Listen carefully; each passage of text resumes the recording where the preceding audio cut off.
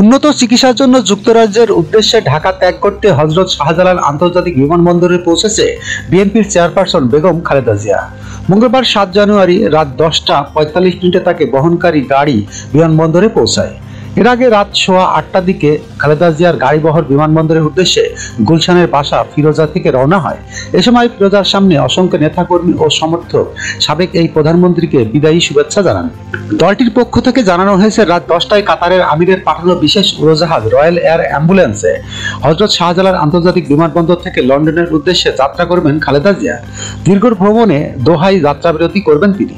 বুধবার 8 জানুয়ারি বাংলাদেশ সময় সকাল 10টায় এয়ার অ্যাম্বুলেন্সটি যুক্তরাষ্ট্রের হিথ্রো বিমানবন্দরে অবতরণ করার কথা রয়েছে।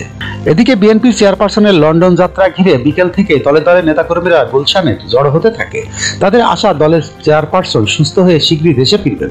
সন্ধ্যার পর খালেদা জিয়ার বাসভবনে প্রবেশ করেন বিএনপির মহাসচিব মির্জা ফখরুল ইসলাম আলমগীর।